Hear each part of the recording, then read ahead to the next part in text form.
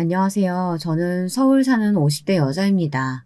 오늘은 제게 일어난 사연을 제보하려고 합니다.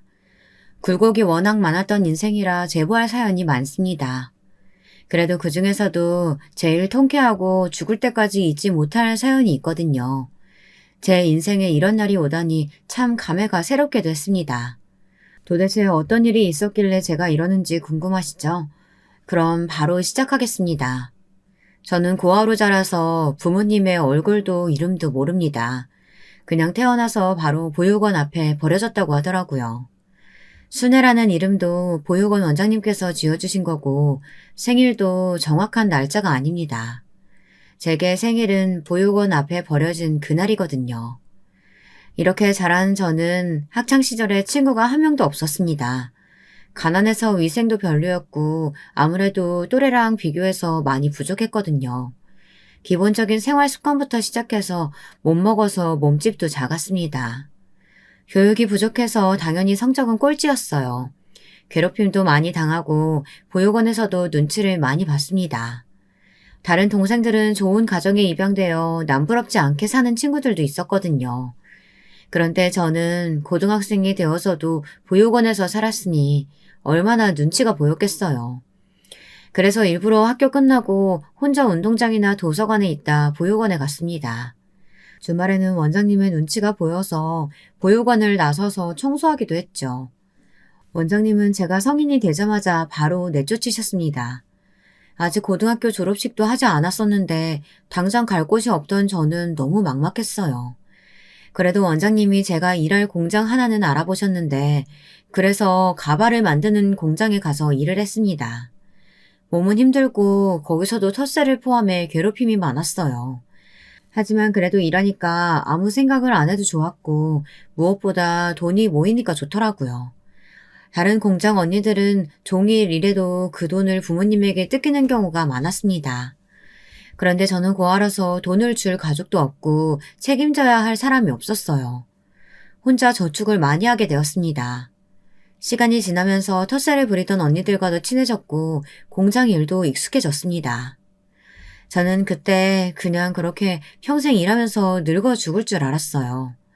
제가 고아니까 가정을 이룰 거라는 기대도 하지 않았습니다. 그런데 인생은 내 마음대로 흘러가는 것이 아니라는 것을 그때 처음 알았어요.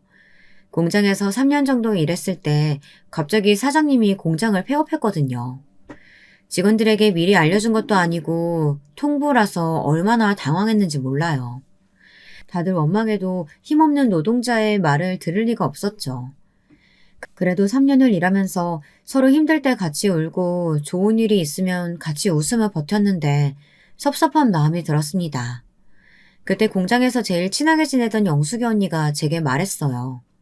순애야, 나 이번에 그냥 고향 내려가려고 하는데 너 언니 따라서 올래?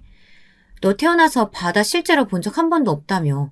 거기 가서 시장에서 일도 구하고 내가 고향 친구 중에 괜찮은 놈 있으면 소개도 해줄게.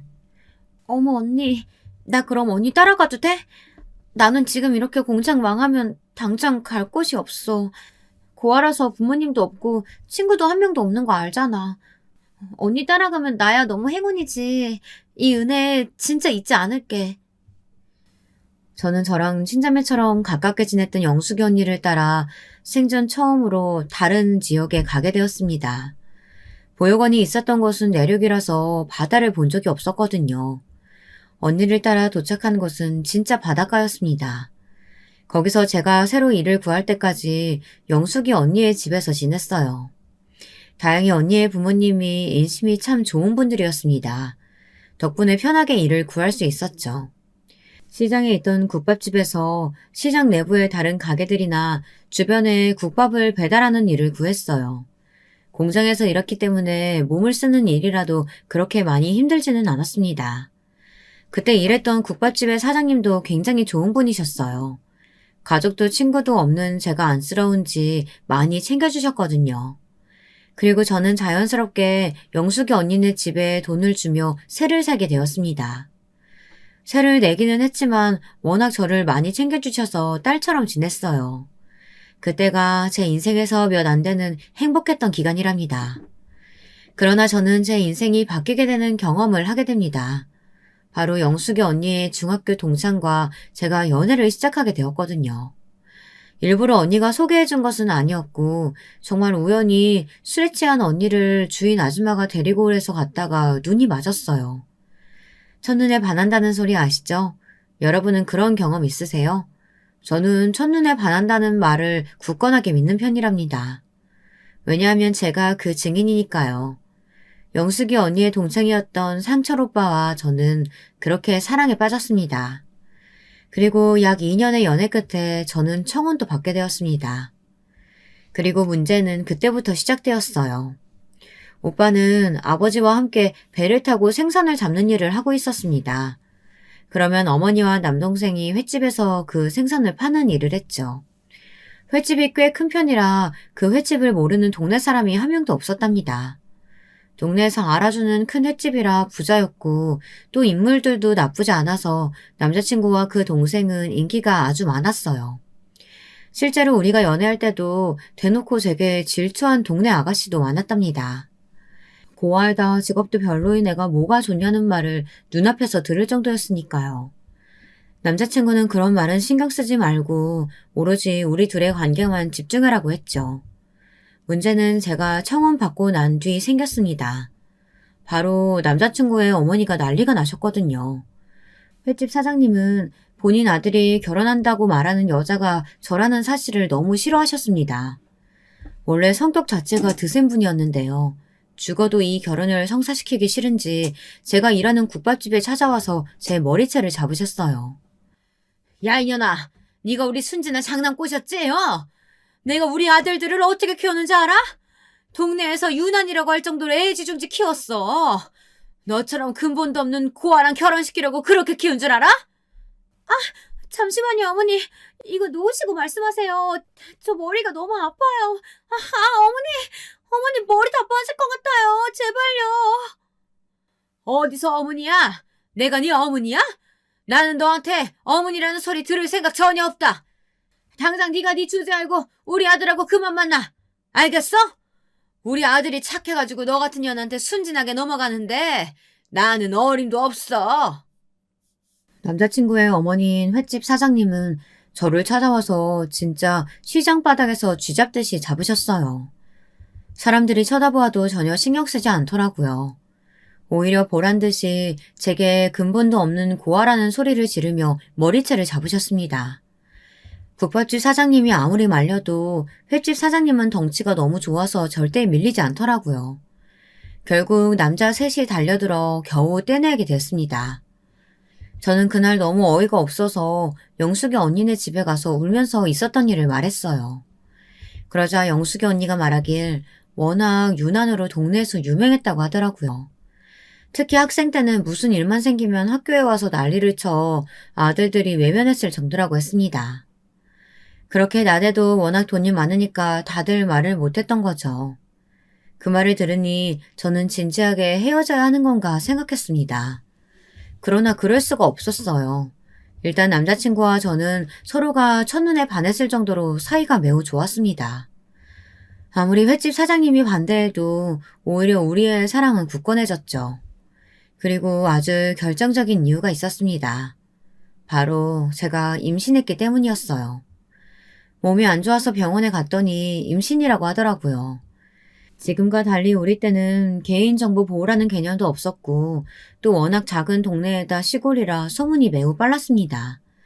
제가 산부인과에서 임신 소식을 듣고 울자 금방 소문이 동네로 퍼졌어요. 결국 횟집 사장님은 또 국밥집에 찾아와서 제 머리채를 잡았습니다. 남자들이 달려들어 말려도 그때는 꿈쩍도 하지 않았습니다. 제가 살면서 들어본 욕 중에 그때 들었던 욕이 제일 살벌했어요.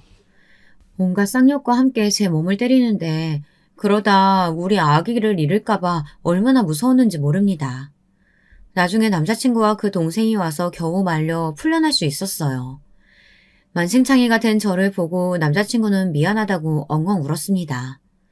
그렇게 영숙이 언니의 집에 갔더니 언니는 완전 횟집 사장이 미친 사람이라고 경찰에 신고하자고 하더라고요. 이런 사태를 구해준 사람은 경찰도 아니고 바로 누구였는지 아세요? 남자친구도 아니고 바로 제 시아버지였습니다. 남자친구의 아버지가 그래도 본인 아들의 자식을 임신한 여자에게 어떻게 그럴 수 있냐고 하며 저를 받아주셨어요. 제가 남자친구를 따라 시댁에 인사 갔을 때 시아버지는 매우 인자한 미소로 저를 맞이했습니다. 아직도 그 웃음을 떠올리면 제 입가에 웃음이 떠오를 정도로 기억에 남아요. 뭐? 며느리? 당신 말 조심해. 나는 저런 년 내 큰며느리로 들일 생각 전혀 없으니까. 지금 우리 아들 뒤로 결혼하자고 집안 좋고 예쁜 여자가 줄을 섰어. 그걸 알면서도 저런 애를 며느리로 들이고 싶어? 제정신이야? 당신도 그만해. 아이는 혼자만 들었어? 우리 장남이 책임진다고 하잖아. 나 따라서 배 타는 일도 계속하면서 대를 잇겠다는데 왜 그래? 당신이야말로 우리 아들이 계속 우리 옆에 살았으면 좋겠다며. 결혼하고 같은 집에서 살면 오히려 좋지. 시아버지는 시어머니가 저를 대놓고 욕해도 앞에서 막아주셨습니다. 그렇게 저는 시아버지 덕분에 결혼에 성공할 수 있었어요. 그렇게 임신한 상태로 시댁에 가서 살게 된 저는 지옥이 시작되었습니다. 시어머니는 그냥 저라는 인간 자체를 싫어하셨거든요. 저를 보면 지나가는 바퀴벌레보다 못한 취급을 하셨어요. 제가 먹는 밥도 아깝다며 둘이 있으면 저는 그냥 굶어야 했습니다. 집에서 유일하게 제 편이었던 시아버지와 남편이 배를 타고 나가면 저는 그 시간 동안 내내 시어머니의 구박을 들어야 했습니다.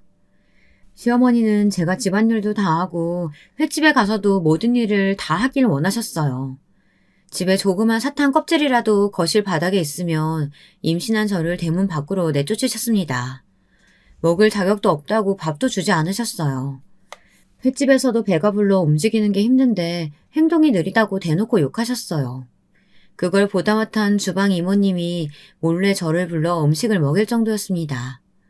그때 직원들이 몰래 뒤에서 저를 챙겨주지 않았으면 그대로 쓰러져서 유산까지 했을 거예요. 화장실로 불러 제게 과일을 먹이고 시어머니가 잠깐 나간 사이에 밥을 먹여준 직원들에게 아직도 고마운 마음이 있습니다. 제 얼굴만 보면 없는 짜증도 난다고 시어머니는 그냥 제가 눈에 띄는 것을 싫어하셨어요. 그나마 시아버지와 남편이 제 편을 들어주어 버틸 수가 있었습니다. 고아라는 소리는 어릴 때부터 들어 면역이 있었던 상태라 그나마 다행이기도 했죠. 처음으로 얼굴도 이름도 모르는 부모님에게 감사했을 정도였습니다. 제가 만약 조금이라도 사랑을 받았다면 무척 서러웠을 테니까요. 이런 시어머니의 행패는 제가 아이를 낳자 훨씬 심해졌습니다. 왜냐하면 우리 첫째의 성별이 바로 딸이었거든요. 안 그래도 남아 선호 사상이 심하고 본인 아들들을 무척이나 사랑하는 시어머니는 제가 딸을 낳자 대놓고 제게 꺼지라고 하셨습니다. 특히 시아버지와 남편이 없을 때는 저를 보고 뭐라고 하셨는지 아세요? 야 이년아, 그냥 집 나가라니까? 야반도주 하라고! 나는 네가 자고 일어나면 없었으면 좋겠다. 돈 필요해? 내가 줄게. 어? 그러니까 우리 장남 인생 다시 살게 네 딸 데리고 꺼지라고. 너랑 결혼한 것은 우리 아들 인생의 수치야. 어머니, 저 너무 미워하지 마세요. 제가 앞으로 노력할게요. 네? 딸 낳아서 실망하셨죠? 둘째는 꼭 아들 낳도록 할게요. 그러니까 조금만 봐주세요. 저 나가면 갈 곳도 없어요. 갈 곳이 왜 없어? 너 원래 공장에서 일했다며. 서울 가면 공장 많다. 거기 가서 어떻게든 살아. 제발, 응? 내가 오히려 부탁할게. 제발, 우리 아들한테 사라져. 시어머니는 나중에는 돈을 줄 테니 제발 집을 나가라고 하셨어요. 이런 구박을 받는 상태에서 제가 안 나가고 버텼던 이유는 바로 시아버지와 남편 때문이었습니다. 그리고 제가 고아로 보육원에서 자라서 저는 제 아이는 무조건 부모가 있길 원했거든요.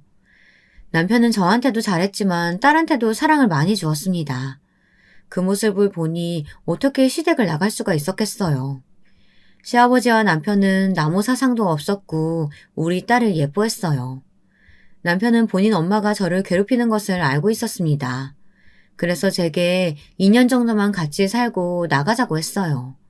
시아버지도 제게 몰래 돈을 모아 나갈 수 있게 도와준다고 하셨죠. 그 말을 믿고 버텼습니다. 이런 상태에서 시어머니가 저를 싫어하시게 된 계기가 또 발생했습니다. 그건 바로 도련님이 결혼하게 되면서 동서가 새로 들어왔거든요. 고아에다 직업도 별로였던 저와 달리 도련님이 데려온 여자는 동네에서 유명한 아가씨였습니다. 동서의 아버지는 시장에서 만두집을 하셨는데요. 그 가게가 너무 유명해서 사람들이 줄을 서서 사갈 정도였거든요. 당연히 돈이 많았고 시장에서 장사했기 때문에 이미 시어머니와 안면도 있는 상태였죠. 그 집의 딸이 도련님과 결혼한다고 하니 당연히 시어머니는 난리가 나셨습니다. 저는 국밥집까지 와서 머리채를 잡았는데 동서가 들어온다고 하니 직접 옷이며 가방이며 신발이며 사러 다니셨거든요.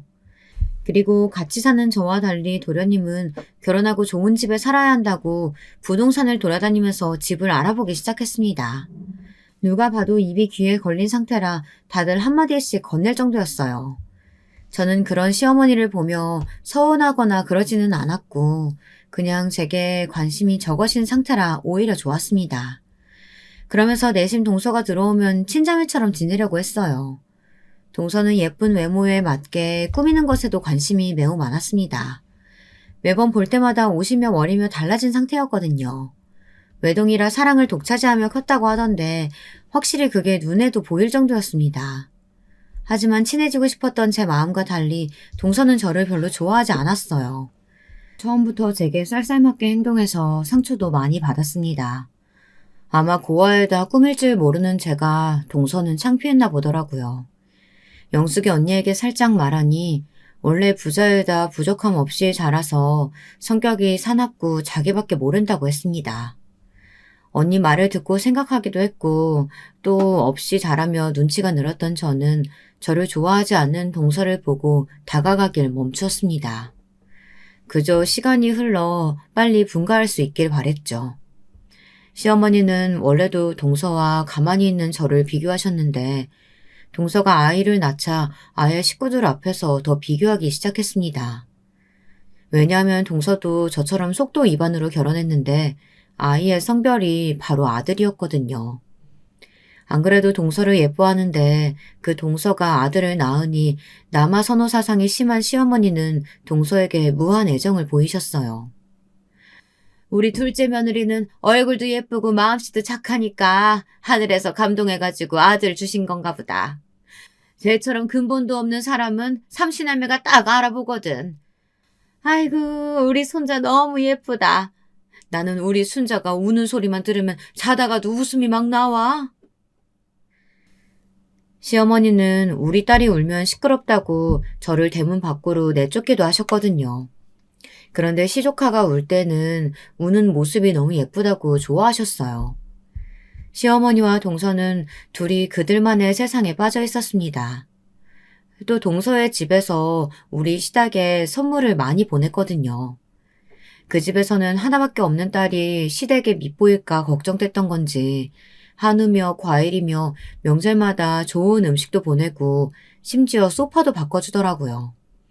그러면 시어머니는 또 소파에 누울 때마다 동서의 친정 칭찬을 그렇게 하셨습니다. 동서와 둘이 웃으면서 이야기하면 저는 옆에서 아이를 업고 걸레질을 하며 방을 쓸었죠.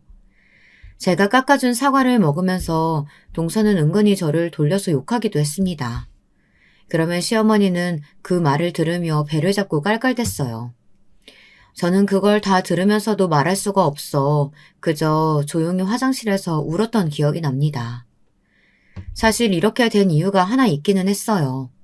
동서는 제게 그렇게 호의적이진 않았어도 대놓고 욕하지는 않았었는데요. 어떤 사건이 발생한 이후로 저렇게 변했거든요. 그 사건은 아직도 억울해서 자다가도 눈이 번쩍 뜨일 정도랍니다. 그날은 동서가 시조카를 데리고 시댁에 놀러왔던 날이었습니다. 횟집이 아직 영업하기 전이었고 집에는 남자들은 없고 오로지 시어머니와 저 그리고 제 첫째 아이 시조카 이렇게 있었어요. 그때 우리 딸이 3살이었고 동서 아들이 2살이었죠. 동서가 온다는 말에 저는 그날도 새벽부터 일어나서 집을 쓸고 닦고 혼자 음식을 준비했습니다. 동서가 유독 갈비찜을 좋아했는데 그걸 만들어야 했거든요. 갈비찜도 만들고 시어머니의 구박을 들으며 정신이 하나도 없었습니다. 매번 동서가 올 때마다 이렇게 온 집안이 난리가 나서 저는 속으로 동서가 제발 안 오기를 바랄 정도였어요. 아무튼 그날 동서가 집에 왔는데 동서는 시댁에 오면 항상 아이를 제게 맡겼습니다. 저는 제 아이도 아닌데 제가 동서 대신 시조카에 기저귀도 갈고 밥도 먹이고 놀아주었죠. 그날도 역시 혼자 아이 둘을 돌보느라 너무 정신이 없었어요. 아이를 키워보신 분들은 아실 텐데 전 아이 때 아이들을 돌보면 뭐가 뭔지 하나도 몰라요. 그냥 너무 정신사납고 힘들고 이 시간이 빨리 지나갔으면 좋겠거든요. 사건은 동서가 집에 갈 때 발생했습니다. 갑자기 동서가 제게 표독스러운 표정으로 다가오더니 제 앞치마를 뒤지기 시작했습니다. 그러더니 거기서 반지 하나를 꺼냈어요. 형님, 이거 제 결혼 반지잖아요. 이게 왜 형님 앞치마 주머니에 있어요? 이거 지금 훔치려고 하신 거예요? 어떻게 이러실 수가 있어요? 어머니, 저 이러면 다시는 시댁 못 와요. 이게 말이 된다고 생각하세요? 어, 어, 아까 그거 내가 윤철이 돌보다가 주머니 안에 들어갔나 보다. 아까 윤철이가 동서 반지랑 스카프랑 입에 물고 있더라고. 동서 오해하지 마. 내가 설마 동서 물건을 훔치겠어? 여기 시댁이잖아. 내가 어떻게 할 수 있는 위치가 아니고. 그건 형님 사정이고요. 제가 그 말을 어떻게 믿어요? 제가 윤철이 봐달라고 했지. 언제 윤철이 손에 있는 반지랑 스카프 형님이 훔쳐가라고 했어요? 진짜 어이가 없네. 말이 되는 변명을 하세요. 동서는 제가 도둑이라고 몰아가기 시작했습니다. 저는 그런데 진짜 훔칠 생각이 없었고 그게 앞치마 안에 있는 줄도 몰랐어요. 아이를 돌보다가 손에 있는 것을 앞치마에 넣었던 건데 그게 일부러 그런 것은 아니잖아요. 아마 동서가 돌아간 뒤에 알았다면 반드시 동서에게 연락해서 돌려주었을 거예요. 그걸 훔친다고 해도 동네가 워낙 좁아서 만약 제가 그걸 팔았으면 금방 소문이 났을 거였거든요. 시어머니는 옆에서 당연히 제가 미쳤다고 등짝을 때리며 당장 사과하라고 난리였습니다. 동서는 표독스럽게 저 때문에 다시는 시댁에 못 오겠다고 난리가 났죠. 결국 저는 동서에게 제 잘못도 아닌데 빌었습니다. 그날 동서가 집에 가고 시어머니는 제게 도둑년이라며 난리가 났어요. 너무 억울했지만 제가 아무리 말해도 들을 사람들이 아니었죠. 이 반지 사건 때문에 시어머니는 우리 딸과 저를 더 미워했습니다. 동서랑 사이는 돌이킬 수 없는 길을 건너게 되었죠. 이런 상태에서 저는 인생 최악의 시기를 맞이하게 되었습니다. 이때는 어떻게 버텼는지 모르겠어요. 이 사건은 시어머니가 친정에 갔을 때 일어났습니다. 시어머니의 친정은 차로 1시간이 걸리는 곳이었어요. 급한 일이 있어 친정으로 간 시어머니의 빈자리가 너무 좋았습니다. 구박하는 사람이 없으니 그냥 가만히만 있어도 웃음이 나왔어요. 남편도 결혼하고 제가 처음으로 활짝 웃는다고 좋아했습니다. 그런데 이 행복은 오래가지 않았어요. 왜냐하면 시어머니가 친정으로 갔던 셋째 날에 그만 시아버지와 남편이 바다에 갔다가 죽은 상태로 오게 되었거든요. 그날은 비가 무척 많이 오던 날이었습니다. 그래서 저는 걱정되어 둘에게 바다에 가지 말라고 했어요. 천둥까지 치던 날이라 무서웠거든요. 하지만 시아버지와 남편은 배를 탄 지가 오래되어 이 정도는 끄떡 없다고 하더라고요. 아버님, 여보, 진짜 오늘은 그냥 집에서 쉬어요. 네? 제가 맛있는 된장찌개도 끓여줄게요. 나 진짜 걱정돼서 그래요. 제가 아까 보니까 김 선장님은 오늘 집에서 쉰다고 하셨어요. 이런 날에 괜히 나갔다가 무슨 일이라도 생기면 어떡해요. 아가, 괜찮다. 진짜 괜찮다니까. 너는 아기랑 집에서 편하게 쉬고 있어. 내가 배를 몇십 년 탔는데 이 정도는 아무렇지도 않아. 그래도 날씨가 이러니까 금방 들어올게. 너무 걱정하지 말고 텔레비전 보고 있어라. 그날따라 이상하게 촉이 이상했고 날씨도 너무 거세서 저는 아기를 안고 배를 탄 남편과 시아버지를 끝까지 말렸습니다. 그런데 둘은 너무나도 완고한 상태였어요. 결국 배를 타고 바다에 나갔는데 그 모습이 사라질 때까지 우는 아이를 업고 보다 집에 돌아왔습니다. 그러다 아이를 재우다가 같이 잠들었는데 누군가 문을 세게 두드렸어요. 눈을 비비며 나갔더니 영숙이 언니가 온 얼굴이 눈물로 덮인 채로 제게 시아버지와 남편이 죽었다고 하더라고요. 순간 소름이 돋으며 현실을 믿을 수가 없었습니다. 영숙 언니는 집에 와 우리 아이를 대신 안고 저를 끌고 선착장으로 향했어요. 거기에 갔더니 진짜 둘의 시체가 나란히 바닥에 있었어요. 저는 죽은 남편과 시아버지를 보고 눈물도 나오지 않았습니다. 아마 현실이 믿기지 않아서 그랬던 것 같아요. 그 뒤로 무슨 정신으로 시어머니에게 연락했고 장례식을 치렀는지 모릅니다. 장례식 때 시어머니가 제게 죽일년이라고 말하면서 때렸던 것이 얼핏 기억이 나요. 그냥 멍한 상태로 계속해서 허공을 바라봤던 것 같습니다. 진짜 그냥 꿈을 꾸는 기분이었고 현실이라고 믿을 수가 없었거든요. 서방님도 제게 와서 왜 말리지 않았느냐고 소리를 질렀죠. 분명히 말렸는데 억울한 마음도 들지 않았습니다. 그저 이게 현실이 아니길 바라고 바랬어요. 그러나 현실은 현실이더라고요. 그렇게 저는 유일하게 제 편이었던 시아버지와 남편을 떠나보내게 되었습니다. 영숙 언니는 그런 제게 그냥 시댁을 떠나 혼자 아이를 키우라고 하더라고요. 하지만 그럴 수가 없었어요.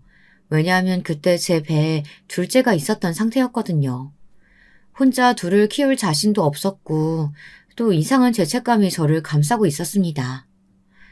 형수님, 제가 배랑 횟집은 다 정리했어요. 아내랑 저는 알아서 살 테니까 형수님은 적어도 양심이 있다면 우리 어머니 모시고 살아요. 알겠어요? 우리 엄마 저렇게 미쳐버린 거 다 형수님 때문이잖아요. 형수님이 집에서 우리 아버지랑 형을 제대로 말렸다면 이 사단 안 일어났어요.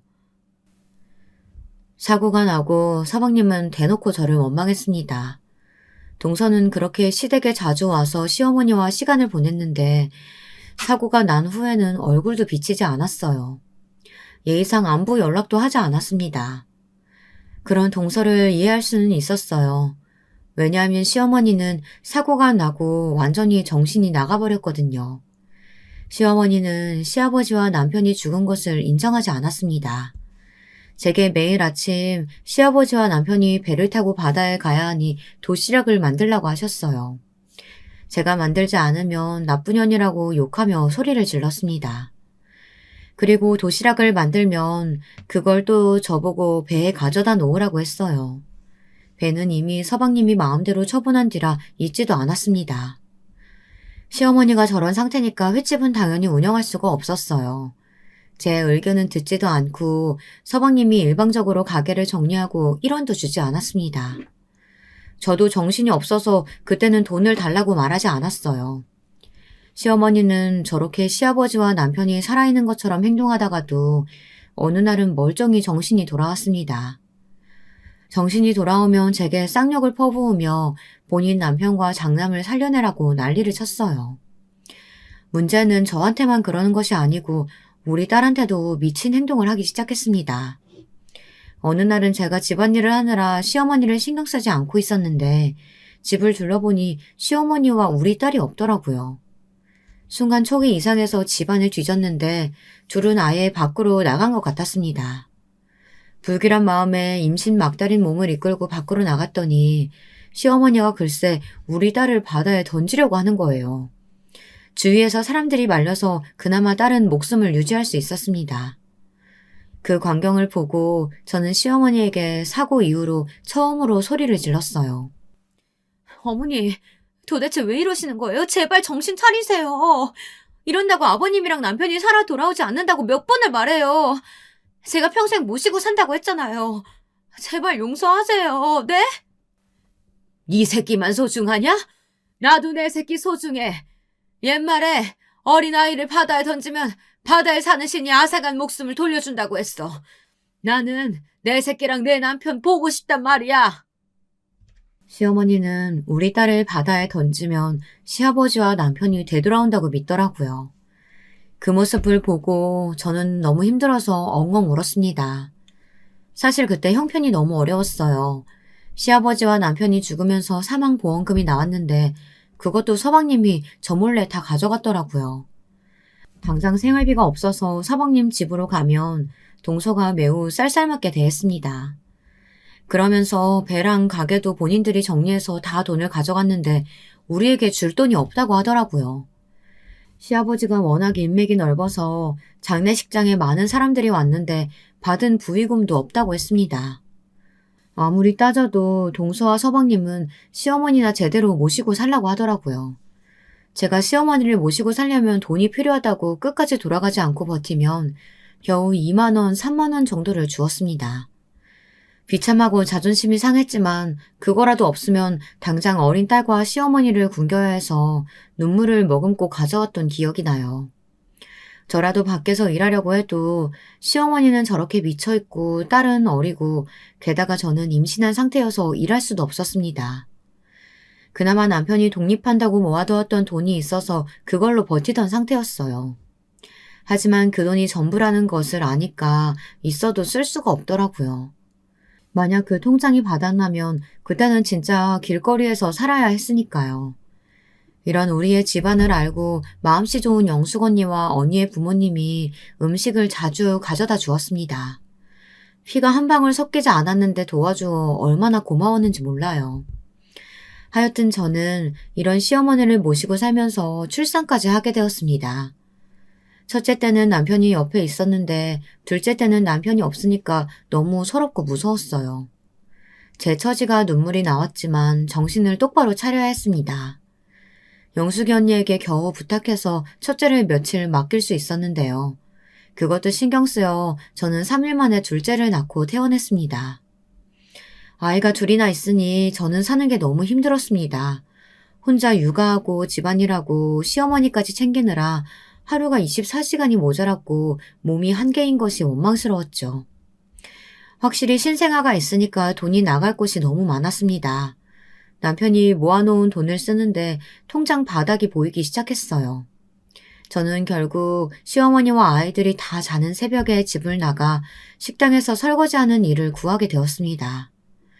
이것도 결혼 전에 일했던 국밥집 사장님이 우리 집 형편을 알고 일부러 만들어준 자리였어요.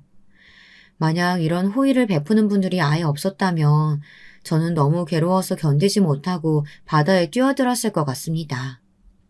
아이들이 자라면서 유치원에 보내고 저는 그때부터는 미친 듯이 일하기 시작했어요. 시어머니가 정신이 오락가락해서 그걸 돌보는 것도 힘들었지만 더 힘든 것은 돈이 없는 현실이었거든요. 동서와 서방님은 딱 시아버지와 남편이 죽은 기일에 제사를 지낼 때만 시댁에 왔습니다. 1년에 한 번, 시조카를 보면 우리 아이들과 너무 비교가 되는 모습에 너무 슬펐어요. 우리 아이들은 돈이 없어 간식도 못 먹고 옷도 몇 벌로 돌려 입었거든요.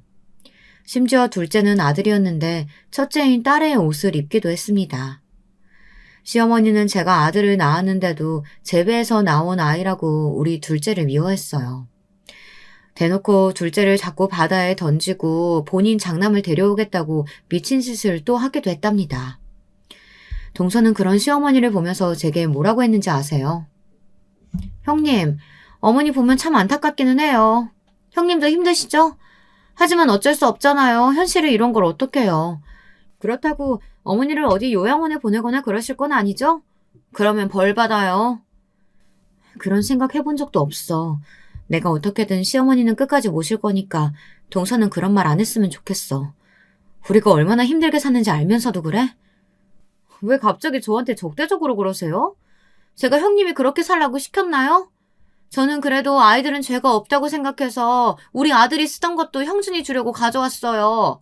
저 같은 동서가 어디 있다고 그러세요?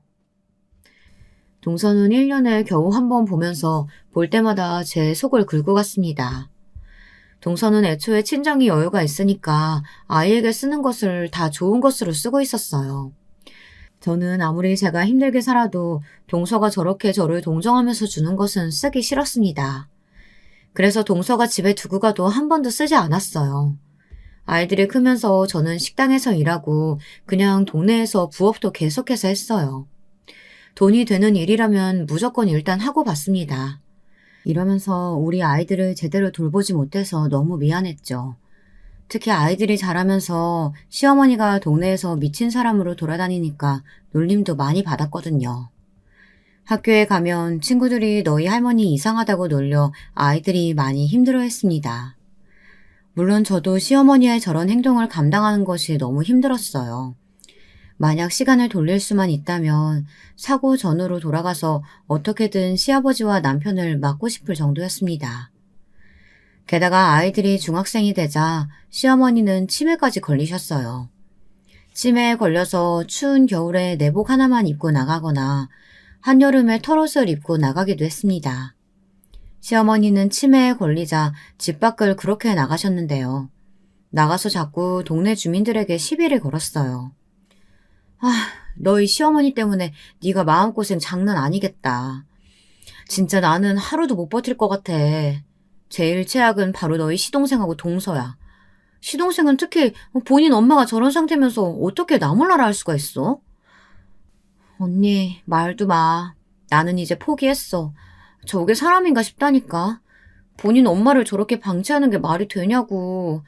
나는 그래서 이제 오죽하면 저런 미친 시어머니가 안쓰러울 지경이야. 그렇게 아들들을 사랑했는데 버림받았잖아. 제 유일한 지인인 영숙이 언니는 제게 틈만 나면 서방님과 동서를 욕했습니다. 서방님은 본인 엄마가 동네에서 어떤 취급을 받는지 알면서도 모른 척하기 바빴어요. 심지어 나중에는 제사 때도 오지 않더라고요. 제가 횟집과 배를 팔고 남은 돈으로 제목도 있지 않느냐고 했더니 유산 소송의 시효 기간이 지났다면서 제게 돈에 눈이 멀었다고 했습니다. 시어머니는 치매 걸린 뒤로 유난히 몸이 많이 아팠어요. 제가 서방님에게 그래도 병원비는 조금 내달라고 했는데 그것도 거절하더라고요. 그래서 저는 사랑하는 아들에게 이렇게 버림받는 시어머니가 안쓰러울 지경이었습니다. 이런 시어머니는 우리 아들이 고등학생이 되자마자 돌아가셨어요. 저는 하도 시어머니에게 당한 것이 많아 돌아가시면 마냥 기쁠 줄 알았는데요. 그것도 아니더라고요. 허무하고 허탈한 마음이 더 컸습니다. 제사 때 오지 않던 서방님과 동서는 그래도 시어머니의 장례식이라고 참석했습니다. 이번에도 제가 조금이라도 정신을 차리지 않으면 조의금을 죄다 뺏길 것 같아 눈에 불을 켜고 지켰어요. 그 모습을 보고 동서와 서방님은 돈에 눈이 멀었다고 또 그러더라고요. 그런데 황당한 일은 장례식 이후에 발생했습니다. 어느 날 제가 식당에서 일하고 집에 왔는데 딸과 아들이 울고 있었어요. 제가 무슨 일이냐고 했더니 부동산에서 오더니 집을 나가라고 했다는 거예요. 너무 황당해서 부동산에 갔더니 제게 뭐라고 했는지 아세요? 그 집 할머니가 명의자였어요. 그런데 죽었다면서요. 그래서 아들이 처분했어요. 나는 그냥 서류에 나와 있는 대로 처리한 거니까 그쪽 집안 싸움은 알아서 해요. 일단 집은 당장 이번 주 내에 빼주셔야 돼요. 아니 사장님, 이건 아니죠. 물론 이 집 명의가 시어머니였던 건 맞아요. 그런데 아니 지금 이렇게 쫓겨나면 저랑 우리 아이들 당장 갈 곳이 전혀 없어요. 이러면 안 되잖아요. 법이 왜 이래요? 힘없는 사람들은 이렇게 죄다 뺏겨야 돼요? 사정은 안타까운데 우리도 이게 최선이에요. 일단 저도 모르는 내용이니까 그런 건 가족들이랑 상의하세요. 영업해야 되니까 나가세요. 부동산에 아무리 따져도 돌아오는 대답은 같았습니다. 알고 봤더니 서방님이 시어머니의 재산이었던 집을 팔아버렸더라고요. 그 과정에서 제게 물어보지도 않았죠. 저는 당장 길거리에 나앉게 생겨서 서방님의 집을 찾아갔습니다. 그랬더니 서방님과 동서는 오히려 당당한 태도로 나오더라고요.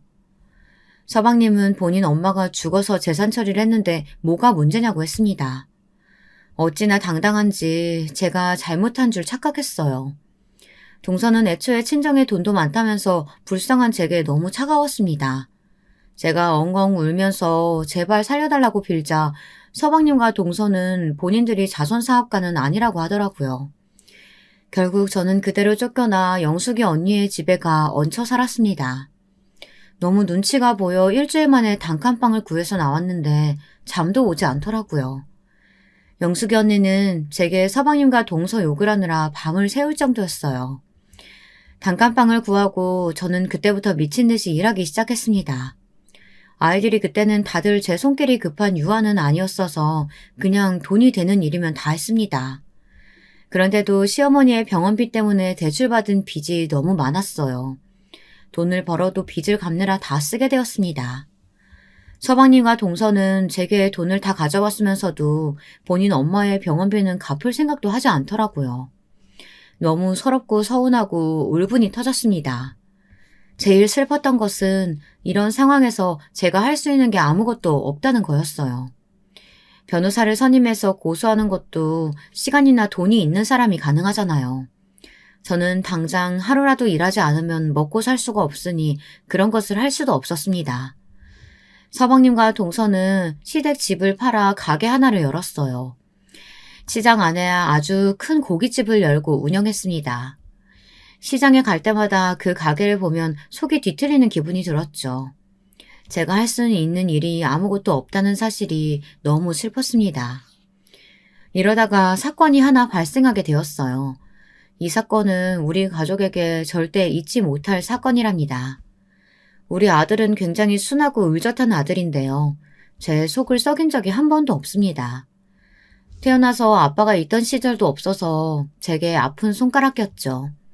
불우한 환경에도 엄마인 저랑 누나를 얼마나 챙겼는지 몰라요. 순수하고 착한 아이라서 항상 제 버팀목이었답니다. 이런 아들이 어느 날 표정이 너무 어두웠어요. 무슨 일 있냐고 물어도 아무 일 없다고 하더라고요. 급하게 딸에게 물었더니 딸이 제게 말했습니다. 학교에서 수학여행 간다는데 우리가 형편이 어려우니까 못 간다고 선생님께 말했대. 그런데 선생님이 전교에서 제 한 명만 수학여행에 불참한다고 하셨나 봐. 그게 사실이기도 하고. 그래서 최대한 가는 쪽으로 엄마 설득하라고 했는데 애가 그걸 말 못하는 거야. 저는 딸의 말을 듣고 너무 슬퍼서 눈물이 나오더라고요. 아들은 혼자만 수학여행을 못 가니까 가고 싶어 한다고 했습니다. 그런데 그때 우리 집 형편이 너무 어려워서 어려운 상태였어요. 제가 아무리 돈을 벌어도 대출을 갚고 월세를 내고 애들 먹을 최소한의 끼니를 챙기면 남는 돈이 없었습니다. 남는 돈이 아니고 아예 부족해서 월말에는 저는 아예 끼니를 굶는 상태였어요. 딸의 말을 듣고 급하게 일하던 식당에 가서 미리 돈을 받을 수 있냐고 해도 어렵다고 했습니다. 영숙이 언니도 그때 남편이 도박해서 집안 꼴이 말이 아니었어요. 저는 포기할까 싶다가도 아들이 그렇게 원하니까 꼭 보내주고 싶었습니다. 그래서 결국 가기 싫었지만 자존심 다 버리고 동선의 집으로 향했습니다. 동선은 제가 집에 왔다는 것을 보고 집 안으로 들어오라는 소리도 없었어요. 대문 밖에 세워두고 무슨 일이냐고 하더라고요. 동서, 20만 원만 좀 빌려줄 수 있을까? 나 저기 식당에서 일하는 거 알지? 월급 받으면 동서한테 바로 줄게. 아들 수학여행비가 부족해서 그래. 내가 돈 안 받고 동선에 가서 설거지하고 힘든 일 다 할게. 어떻게 안 될까? 싫어요. 그리고 우리도 형편 어려워요. 형님은 그렇게 돈에 눈이 멀었으면서 20만 원도 없어요? 있어도 못 주니까 가세요. 동서는 여유로운 친정과 잘 나가는 가게 때문에 돈이 많아 전원주택에서 살고 있었어요. 그런데도 돈이 없어 제게 못 준다고 하니까 울분이 터졌습니다. 자존심을 다 버리고 무릎까지 꿇고 엉엉 울며 애원했는데도 동서는 그런 저를 무시했어요. 결국 저는 대문 앞에서 몇 시간 동안 울면서 있었습니다. 어떻게든 아들을 무조건 수학여행을 보내주고 싶었거든요. 결국 동서는 집에서 찬물을 가지고 와 제 얼굴에 뿌렸습니다. 그러더니 경찰을 불러 저를 쫓아내더라고요. 이때 결국 우리 아들은 수학여행을 가지 못했어요. 저는 너무 속상해서 아들에게 미안하다고 하며 처음으로 아들 앞에서 눈물을 보였습니다. 제가 울자 아들도 같이 울더라고요. 딸까지 함께 셋은 끌어안고 반드시 성공하자고 다짐했어요. 저도 더 이상 이렇게 살고 싶지 않더라고요. 이 수학여행 사건은 특히 우리 아들에게 아주 큰 의미를 남기게 되었습니다. 아들은 원래도 공부를 잘하는 학생이었어요. 공부도 잘하고 성실하고 예의 바른 아이라서 선생님들께 칭찬이 자자했습니다. 이런 부족한 환경에서 키웠는데 잘 자라주어 얼마나 고맙고 미안했는지 몰라요. 아들을 볼 때마다 저는 하늘에 있는 남편에게 잘 보고 있느냐고 물을 정도였습니다. 남편은 아들을 보지 못하고 죽었지만 만약 하늘에서 보고 있다면 너무 흐뭇하게 웃으면서 봤을 거예요.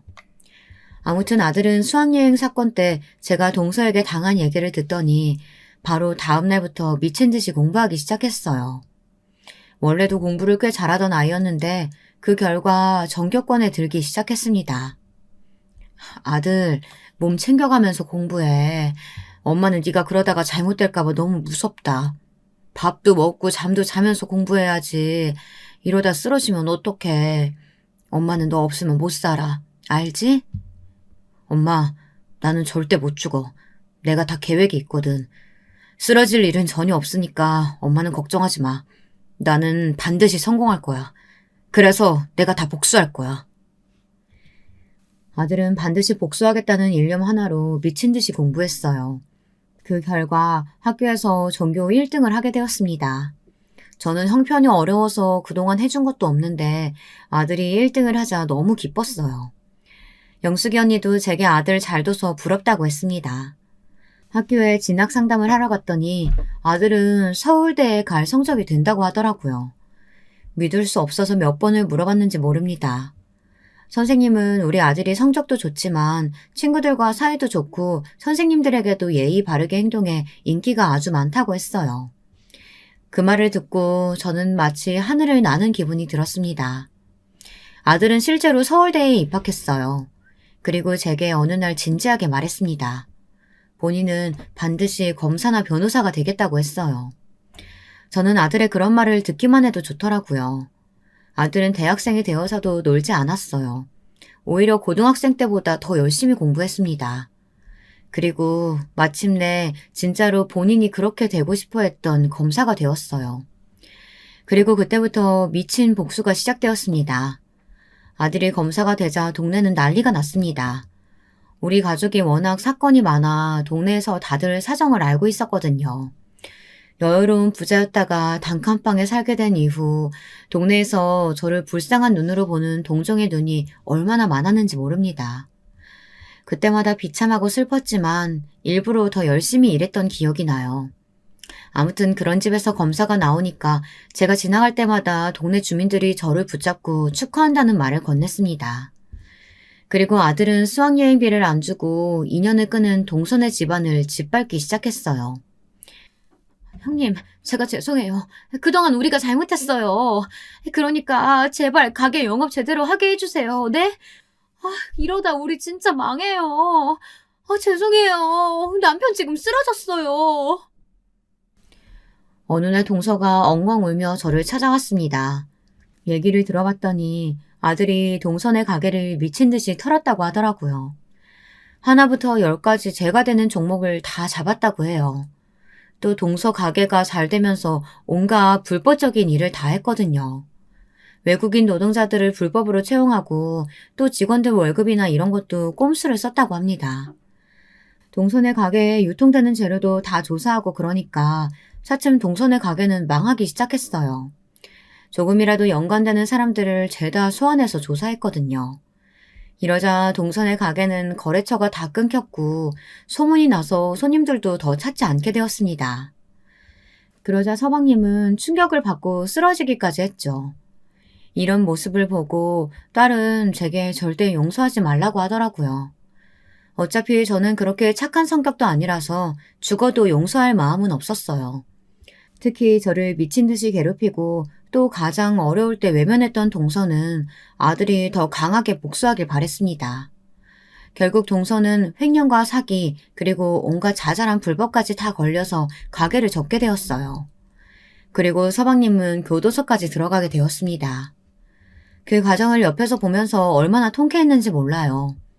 아들은 본인이 이렇게 행동하고 싶어서 미친 듯이 공부했다고 하더라고요.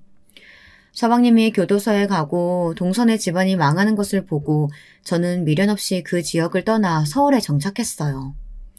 그래서 지금은 아들 덕분에 제가 호강하면서 살고 있답니다. 요즘은 가끔 과거에 있었던 일들이 믿기지 않아요. 너무 힘들어서 생각하고 싶지도 않은 마음도 있습니다.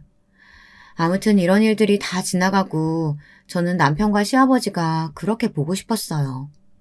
우리 아들의 울음소리도 듣지 못하고 하늘로 갔지만 하늘에서 얼마나 뿌듯하게 보고 있을까요? 여러분, 제가 준비한 사연은 여기까지입니다. 다들 재미있게 들으셨다면 다행이에요. 저는 앞으로 남은 인생은 딸과 아들과 서울에서 행복하게 살려고 합니다. 남편과 시아버지 몫까지 열심히 살려고 해요. 제 사연 들어주셔서 진심으로 감사합니다. 여러분, 다들 행복하세요. 여러분, 두 번째 사연 시작하기 전에 좋아요, 구독 꼭 눌러주실 거죠? 그럼 두 번째 사연 바로 시작합니다. 안녕하세요. 너무 서러워 하소연할 곳이 없어 여기에다가라도 익명으로 제 사연을 남겨봅니다. 사는 게 어찌 이런 벼랑 끝에 매달려 있는 것 같은지 모르겠습니다. 참으로 허망하고 절망스러워 이대로 나뭇가지를 놔버려도 될까 생각하지만 그럼에도 하루하루 연명하듯 살아가고 있는 늙은이입니다. 모든 게 저의 죄였다면 죄였을까요? 부디 힘없는 늙은이의 하소연을 끝까지 들어주시면 좋겠습니다. 저는 어렸을 적 바닷가 근처 마을에서 새 오빠들과 함께 자랐습니다. 제가 집안의 막내였고 오빠들과는 터울이 많이 난지라 저를 퍽 귀여워해 주었어요. 물론 지금은 세상을 다 떠난 분들이시지만 그 당시 어린 시절 추억을 생각하면 참 가슴이 많이 애립니다. 아버지는 전국을 돌며 일을 하시는 분인지라 얼굴 보기 쉽지 않았지만 그래도 한 번씩 육지 냄새를 묻혀오는 아버지의 품이 그리도 따스할 수가 없었어요. 아버지가 그러시는 동안 어머니는 간단히 소일거리라시며 저희 사남매를 키우셨어요.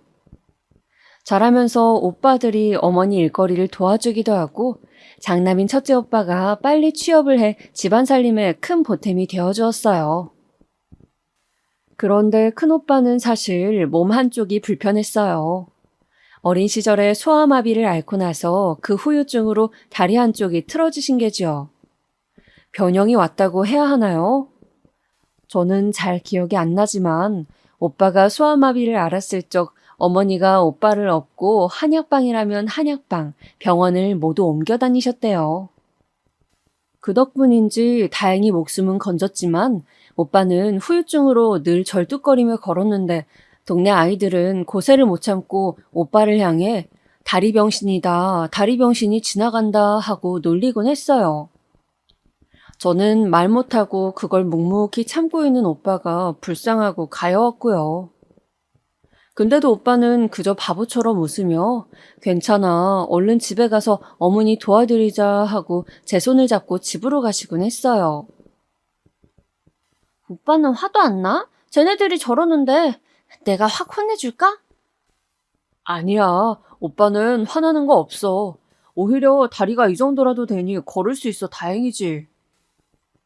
동네 아이들이 돌을 던져 다리 한쪽이 깨지고 돌아와도 슬픈 기색 없이 늘 이렇게 말하던 오빠. 오빤 제겐 정말 바보같이 착한 오빠였어요. 먹을 게 별로 없던 집안에서도 늘 저 먼저 먹으라며 챙겨주고 동생들 힘든 거 없는지 살펴주고 그런 오빠의 모습을 좋게 본 가게 사장님이 다행히 오빠를 취직시켜 주신 거죠. 착한 사람은 어떻게든 복을 받는다고 저는 그 믿음을 오빠를 통해 배웠어요. 자라나는 동안 저는 꽤 말괄량이에 그저 뛰어다니고 노는 거 좋아하는 계집애였는데요. 오빠들은 그런 제게 공부를 해야 한다고 말했어요. 특히 둘째 오빠가 잔소리꾼이었는데요. 누굴 닮았는지 모르겠지만 둘째 오빠는 제가 뭐 조금만 잘못해도 엄하게 혼을 내곤 했어요. 그리곤 학생이면 공부라는 본분에 충실해야 한다고 저를 어떻게든 책상 앞으로 앉히곤 했죠. 오빠, 난 세상에서 공부하는 게 제일 싫어요. 안 할래. 너 공부 안 하면 뭐 할 건데? 학교에서 숙제 내준 거 펴봐. 얼른 안 해? 다정한 첫째 오빠와는 달리 조금 무서웠던 둘째 오빠의 꾸지람에 어쩔 수 없이 연필을 들긴 했다만 저는 교과서를 펴놓고도 늘 꾸벅꾸벅 졸기 일쑤였습니다. 그리고 첫째 오빠가 그런 제 몸 위에 조용히 이불을 덮어주고 나갔지요. 오빠들에 대한 기억 같은 것들은 아마 오늘 하루 종일 풀어도 모자랄 거예요. 오빠들이 차려준 따뜻한 밥상, 가끔은 듣기 싫은 잔소리까지 이 모든 것들은 추억이란 아름다운 이름으로 제 마음속 가장 안락한 곳에 자리 잡고 있으니까요. 우리 어머니 역시 고생이란 고생은 많이 하신 분인데요. 우리 사남매 우애가 좋아 자신은 별로 힘든 게 없다 말씀하신 분이지만 어찌 그 삶이 쉬우셨겠어요. 홀로 자식 넷을 낳고 남편은 타지에 나가 돈을 벌고 기댈 곳은 본인밖에 없으셨을 텐데 지금에야 어머니 마음을 다 이해하지만 그때 전 너무도 어려 그런 것들을 미처 헤아리지 못했습니다. 저희 집은 아버지가 타지에서 돌아오시고 어머니와 함께 일을 하시며 가정 형편이 많이 피었어요. 또 오빠들이 줄줄이 취업하고 돈을 버니 집안엔 먹을 것들이 넘쳐났죠. 그게 저는 너무도 좋았어요. 국민학교 졸업하고 중학교에 입학할 당시엔 저희 집이 꽤 잘 산다는 소문이 났던지라 아이들 사이에서도 어깨가 으쓱거렸죠. 정이야, 맛있겠다. 나 한 입만 주면 안 돼? 나도. 정이 부럽다. 넌 맨날 이런 거 먹고 사는 거야? 우와. 가끔씩 아이들이 계란이며 햄이 들어간 제 도시락을 탐낼 때도 있었는데 그럴 때면 선심 쓰듯 한 입 주며 유복해진 형편을 즐기고는 했습니다. 그러나 집안이 흥하는 것도 망하는 것도 한순간이더군요. 사건의 발단은 저희 큰오빠였어요. 큰오빠가 가게에서 공장으로 일자리를 옮겼는데 큰오빠 말로는 사무직이고 기계를 만지는 일이 아니라 할 수 있는 거라 했어요. 근데 어느 날 오빠와 같이 일하는 동료가 집 문을 두드리더군요. 나가보니 오빠의 다리가 기계에 끼어 급하게 빼내긴 했지만 상태가 너무 심각해 병원으로 이송 중이라고 하더군요. 아이고, 어째 이런 일이. 어머니는 그 자리에서 바로 주저앉아 오열을 하셨고 아버지는 헐레벌떡 저와 함께 병원으로 뛰어들어갔습니다. 하지만 마주한 오빠의 상태는 정말이지 처참했습니다. 소아마비 후유증을 앓고 있던 그 절뚝이 다리, 그 다리가 완전히 망가져 있더군요. 수술을 받아야 한다 했지만 의사도 장담하지 못한다고 했습니다. 우리 장남 어찌하면 좋아요, 여보. 정이야, 어찌하면 좋으니? 어머니는 애간장이 끓듯 목을 놓아 우셨고 저는 오늘 아침까지만 해도 해맑게 웃으며 공장으로 출근하던 오빠가 생각이 나 울음을 멈출 수 없었습니다. 수술을 끝마친 오빠는 의식이 없었지만 다리를 잃은 꿈을 꾸기라도 하는 건지 자면서도 눈물을 보였습니다. 그렇게 오빠가 다리 한쪽을 잃은 완전한 장애인이 되면서 어머니는 당분간 일을 그만두시고 오빠 돌보기에 집중하시게 되었죠. 거기다 치료비며 여러 가지 한두 푼 들어가는 게 아니니 다른 오빠들이 벌어온 돈도 금방 동이 났고요. 그리고 그때 저는 시집을 가든 취업을 하든 해야겠다고 생각했어요. 가정 형편도 기울어져 가고 저라도 다른 곳에서 제목하며 사는 것이 어머니 아버지 걱정을 덜어드리는 길인 것 같더군요. 그러던 길에 마침 괜찮은 자리를 발견했어요. 친하던 언니가 저를 데리고 서울로 가주겠다고 하더라고요. 거기서 같이 자기랑 살면서 일을 하자고요. 정이야, 서울이 돈도 많이 주고 여기 있는 것보다야 훨씬 나아. 나랑 같이 가자. 늘 서울을 동경하던 언니였는데 언니는 저를 꼭 데리고 가고 싶어 했어요. 서울 너무나 낯선 곳이었기에 어머니나 아버지나 처음엔 안 된다고 했고 그럼에도 제가 가겠다 오기니 어쩔 수 없이 허락하셨어요. 정이야, 꼭 거길 가야겠니? 그냥 여기서 우리랑 살다 시집가도 될 터인데.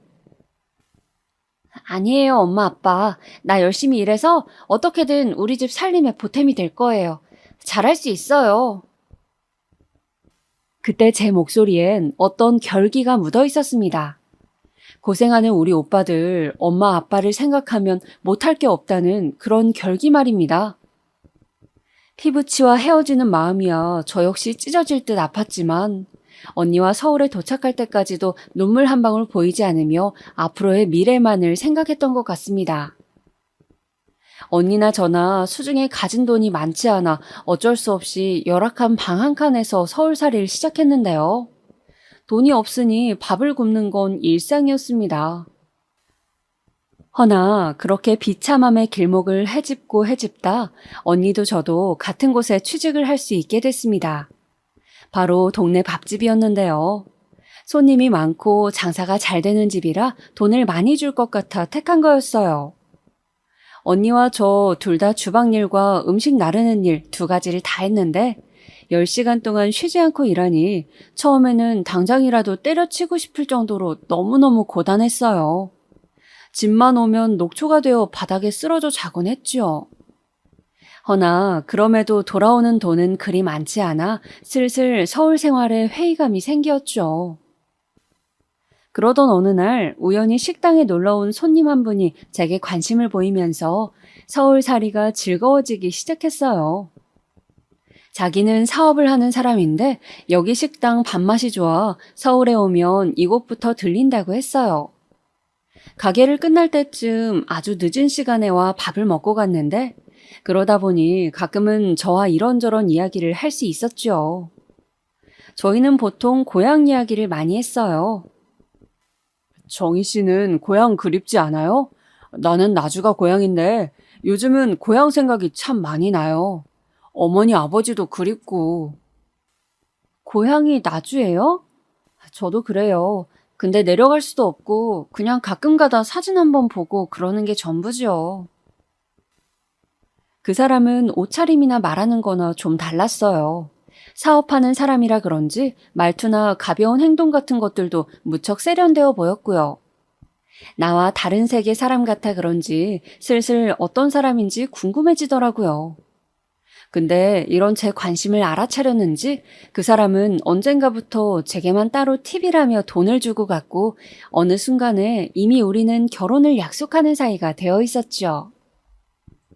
결혼을 할 때서야 정말 오랜만에 친정 식구들을 만났는데 정말 몇 시간 내내 이야기꽃을 피웠던 것 같아요. 어머니가 장작불에 구워주신 고구마를 베어 먹으면서 이런저런 그간의 이야기를 나누는데 제 손을 꼭 잡아주며 잘 살아야 한다 정이야 하고 따뜻하게 말씀해 주시는데 눈물이 고였습니다. 그렇게 설레는 마음으로 시작한 결혼 생활이었지만 현실은 달랐습니다. 일단 남편은 사업을 하는 사람인지라 집에 자주 들어오지 못했어요. 미안해, 당신 혼자 집에 있게 해서. 대신 이번 출장 빨리 끝내고 돌아올게. 알았어요. 난 괜찮으니 여보 몸 조심해요. 결혼하고 얼마 안 돼 바로 애가 생겨 그때는 제가 뱃속에 첫 애를 베고 있을 때였는데 남편은 거의 집에 있던 적이 없었어요. 그 바람에 너무 외로웠습니다. 남편은 사업이 잘 돼 이때를 놓치면 안 된다며 나중을 생각해서라도 자기가 더 열심히 일해야 한다고 했고요. 그렇게 몇 달에 한 번 남편을 보던 와중 첫째 애를 출산했을 때야 다시 그리운 남편과 재회할 수 있었는데 눈물부터 나더라고요. 그리고 그간 참고 있었던 저는 남편에게 한 가지를 부탁했어요. 아이도 낳았고 하니 이젠 좀 출장 가지 말고 집에 있으면 안 되냐고요. 혼자 있으니 너무 외롭고 힘들었어요. 그냥 돈 좀 덜 벌어도 되니까 집에 있으면 안 돼요? 근데 남편은 제 말에 길게 한숨을 내쉬더니 그건 안 된다고 하더라고요. 자기가 그러면 우리 집 살림은 누가 책임지냐면서요. 그러더니 그리 외로우면 시댁에 들어가 사는 게 어떻겠냐 말하더라고요. 시댁을요? 우리 부모님이 애기도 잘 봐줄 거고 당신도 잘 대해줄 거야. 전번에 어머니가 당신 들어오는 게 어떻겠냐고 말씀도 꺼내셨어. 시부모님이 그때까진 무섭고 불편한 존재였기에 그건 좀이라고 말하며 말끝을 흐렸지만 남편은 자기 자리를 그렇게라도 메워주고 싶은 건지 제게 계속 시댁에 들어가 살라 말했어요. 거기다 시부모님까지 이 얘기를 들었는지 남편이 다시 떠나자 여자 혼자 집에 있으면 위험하다고 무섭게 말씀하시더군요. 처음 몇 번은 거절을 했지만 그것도 한두 번이지 시부모님의 부탁을 마냥 거절할 순 없는 노릇이라 어쩔 수 없이 들어가 살게 되었죠. 하지만 시댁 들어가니 다시 외로워도 좋으니 돌아가고 싶을 정도로 생활이 고단하고 퍽퍽했습니다. 시부모님은 그저 저를 한낱 종으로 대했는데 그 정도가 어느 정도였는지는 말할 길이 없습니다. 한겨울에 아이 없고 얼음띤 물에 시누이부터 시작해 온갖 시댁 식구들 빨래를 하는 건 일상이었고 삼시세끼도 모자라 5끼를 차려내야 할 때도 있었습니다. 그것도 늘 10첩 이상의 밥상으로요. 남편 집안이 여유로웠기에 따로 일하시는 아줌마도 있었는데 시어머니는 며느리가 되어서 그럼 놀고 먹을 생각이냐며 엄하게 호통치시곤 하셨습니다. 거기다 시누이 성질머리도 보통이 아니었던지라 이 모든 집안 사람들 성격 맞춰가며 일하다 보니 어느새 저는 없어지고 그저 누군가의 며느리만 남아있더군요. 거기다 명절날 어쩌다 그리운 친정에 가려 하면 그것도 그렇게 눈치를 주시곤 했습니다. 네 집은 참 꼬박꼬박 간다. 거기 가는 게 그리 좋으니? 금방 올게요, 어머님. 갔다가 괜히 내 아들 고생시키고 그러지 마라. 아무래도 일하느라 힘든 애야. 네, 어머님. 아유, 엄마도 참. 이제 들어가세요. 남편이 겨우 말려 집에 들여보냈었기에 망정이지 따라오기라도 할 기세였습니다. 그렇게 자기 아들은 아끼고 도시면서 며느리는 왜 그것에 반에 반대접도 안 해주시는 건지 서러움이 목 끝까지 차오르던 세월이었어요. 그것을 남편에게 푼 적도 있었지만 남편은 그때마다 곤란한 표정을 지었어요. 당신 마음도 이해하는데 나이 드신 부모님한테 대들 수는 없잖아. 라고 하면서 말입니다. 생각해보면 남편은 참 우유부단한 사람이었습니다. 거기다 나중엔 저 몰래 저지른 일을 생각하면 정말 제게 못할 짓을 한 사람이었죠. 남편은 그 시절 여전히 출장이 많았는데 한 번씩 여자의 향수 냄새 같은 걸 묻혀오곤 했습니다. 눈치가 없는 건 아니라 설마 했지만 내 남편이기에 믿고 넘어갔죠. 젊은 분들은 이해가 안 되시겠지만 제 시절엔 많이들 그리 참고 넘어가고 살았습니다. 그저 제게 귀하고 소중한 건 제 자식뿐이었죠. 우리 아들 커가는 낙, 저를 엄마라고 불러주며 안기는 그 얼굴만이 제 삶의 전부이고 이유였습니다. 그래서 그랬던 걸까요? 특히 첫애에 대한 애착이 무척이나 강했습니다. 제게 떼어놓을래야 뗄 수가 없는 존재였죠. 또 첫애에 대한 애착이 강해진 계기가 하나 더 있었는데요. 첫애는 저희 오빠처럼 어린 시절 자주 아팠습니다. 오죽하면 시어머니께서 네 뱃속에서 나와 그런 거 아니냐, 아님 우리 장손이 왜 이리 골골대라고 뭐라 하실 정도였으니까요. 그때마다 시어머니 불만 섞인 소리가 듣기 싫었지만 그보다 더 괴로운 건 아이가 아픈 거였어요. 정말 얘가 내 뱃속에서 나와 이리 아픈 건가 하는 생각이 저도 한두 번씩은 들었으니까요. 그래도 감사한 건 시부모님 덕분에 아이가 늘 좋은 치료를 받았고 건강하게 잘 자랐다는 겁니다.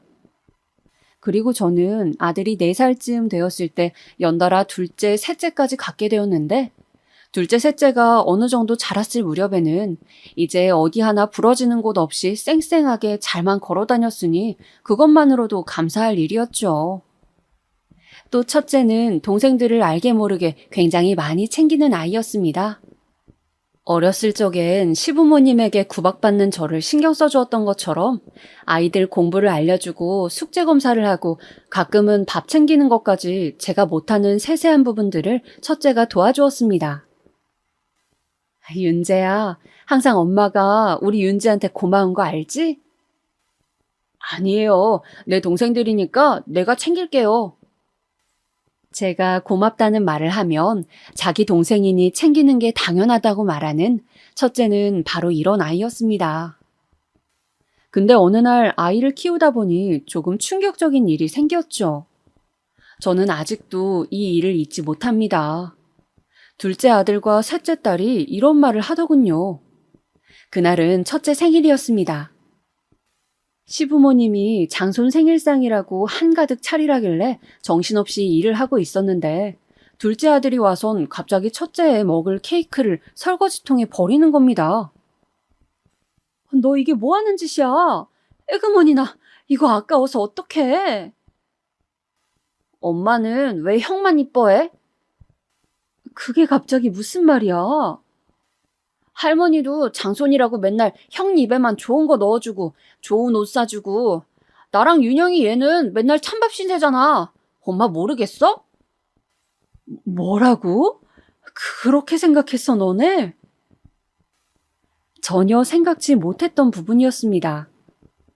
둘째 아들이 제게와 그런 말을 늘여놓는데 그제야 이 집의 관심이 장손인 첫째에게 많이 가 있었다는 걸 실감했죠. 어미로서 너무 죄스럽고 아이들에게 미안했습니다. 미안하다. 엄마는 미처 몰랐어. 그냥 너희가 형이랑 잘 놀고 형도 잘 따르길래. 미안해. 엄마가 앞으로는 더 신경 쓸게. 알았어. 약속해 대신. 이젠 형만 이뻐하지 않기로. 다행히 아이들이 그 후에 마음을 풀어주었지만 그 뒤로 저는 작은 거 하나에도 신경 썼던 것 같습니다. 시부모님의 관심이 첫째에게만 가지 않도록 사랑이 공평하게 느껴지도록 말입니다. 다만 저는 바뀔 수 있어도 시부모님은 그러실 분들이 아니었기에 할머니가 형만 이뻐하는 건 할머니의 잘못된 생각이야. 알지? 그건 너네가 이해해줘야 해. 라고 말을 덧붙이곤 했습니다. 어찌됐건 이후론 둘째와 셋째 모두 엇나가지 않고 잘 자라 첫째를 따라 명문대에 들어갔고 시댁에서 그 모든 비용을 지원해 주셨죠. 이때까지만 해도 저는 고달팠지만 그래도 자식들 바라보며 산 세월 아깝지 않다고 생각했습니다. 외려 잘 자라줘 고맙다고 생각했어요. 그런데 불행은 한순간에 찾아오는 것이더라고요. 시작은 남편이었어요. 언젠가부터 제 눈을 피하며 대화를 하지 않으려 하던 남편이 어느 날은 잔뜩 술에 취해 집에 들어와선 대뜸 이혼을 요구했습니다. 야, 우리 이제 살 만큼 살지 않았냐? 그만 이혼하는 게 어떠냐? 여보, 그게 갑자기 무슨 소리예요? 이혼이라뇨, 갑자기 무슨... 나 사실 같이 살고 싶은 여자가 생겼다. 미안하다 정말. 나도 많이 생각해봤어. 근데 더는 안 될 것 같아. 우리 이만 갈라서자. 손이 부들부들 떨려왔습니다. 내가 뭐 때문에 지금껏 이 시집살이를 참고 살아왔는데 당신 하나 보고 자식 키우며 살았는데 지금 이제 와서 다른 여자 생겼다며 가정을 깨트리자니 당신 미쳤어요? 알아. 다 알아. 위자료 넉넉히 챙겨줄게. 그러니까 헤어져주라. 부탁할게. 아니요. 그것만은 절대 못 해줘요. 절대 안 돼. 내가 왜 해줘야 해? 못 들은 걸로 할게요. 그렇게 말하고 돌아섰지만 눈물이 후두둑 흘렀습니다. 아이들이 대학 가고 난 후 홀로 시부모님 모시며 살던 시기 벼락같이 찾아온 이 일은 제 마음을 무너뜨리고 또 무너뜨렸습니다. 참 어찌 사람 마음이 이렇게 얄팍할 수 있는지. 날 외롭게 하긴 했어도 우리 아이들한테 충실하고 가정을 살피는 사람이라고 생각했는데 모두 저만의 착각이었습니다. 다음날 남편이 마음을 고쳐먹고 술 취해 한 말이니 잊어달라며 용서해달라고 했지만 그 상처는 평생의 상처가 되었습니다. 거기다 남편이 또 바람필 거란 보장이 없는 것도 아니었죠. 그 후론 남편과 대면대면 말도 거의 섞지 않고 지냈던 것 같습니다. 어차피 원래 얼굴도 잘 안 보던 남편이었으니 딱히 불편할 것도 없었어요.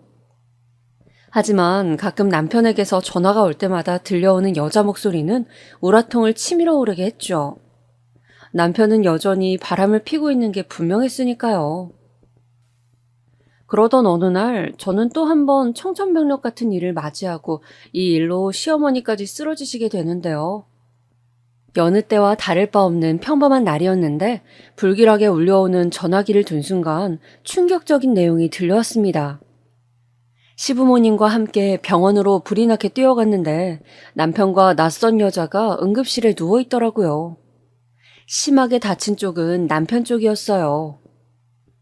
아니, 이게 어찌된 일입니까? 두 분이 동승한 상태였고 건너편 트럭 운전수가 음주운전을 한 것으로 보입니다. 저는 본능적으로 이 여자가 남편의 상간녀라는 걸 알 수 있었습니다. 나중에 사실을 확인해 보니 남편은 그날 이 여자와 함께 시댁 소유의 별장으로 향하던 길이었고 둘만의 밤을 보내려 했던 모양이었어요. 하지만 가던 길 사고를 당해 그렇게 가버린 것이죠. 남편의 장례를 치르고 난 후 한동안은 멍하게 보냈던 것 같습니다. 시어머니도 병원에 있는 상황에서 제가 무엇을 해야 할지 모든 게 막막했습니다. 옆에서 위로해주던 아이들이 없었더라면 더 혼란스러웠을 겁니다. 허나 그 와중에도 해야 할 일이 있었어요. 재산이 제게로 모두 넘어온 상황이라 일단은 그것부터 처리를 해야 했어요. 어떻게 할까 고민을 하다가 저는 이것을 모두 큰애에게 넘기기로 했습니다. 당시 사회에 나가 일을 하고 있는 사람은 큰애뿐이었던지라 재산을 받으면 알아서 동생들에게 나누어주고 챙겨줄 거라고 생각했으니까요. 하지만 이것이 얼마나 큰 재앙이 될지 그 불길함을 느낀 것은 불과 한 달 후였어요. 큰아들은 재산을 받자마자 저에게 일말의 통보도 없이 그냥 미국으로 날아가 버렸습니다. 나중에서야 그 소식을 둘째에게 듣고 전화를 해보았더니 엄마, 저 아무래도 오래 있게 될 것 같아요. 사업차 나가는 거예요. 라고 하더군요. 그래? 알겠다. 대신 몸 조심하고 타진이 음식도 함부로 먹으면 안 돼. 네, 엄마, 알겠어요. 끊을게요. 그날따라 큰애의 목소리가 유달리 차갑게 느껴졌던 것은 기억의 왜곡일까요? 허나 그렇게 전화를 끊고 나서도 저는 큰애가 미국에서 힘들게 지낼 게 예상돼 잡생각을 하다 잠에 들곤 했습니다. 아직까진 품 안의 자식이었으니까요. 재산이 넘어가고 난 후 큰애는 늘 하던 안부 전화도 점점 시들해져만 갔습니다. 어느 날은 바빠서 못했다. 어느 날엔 전화하는 걸 까먹었다.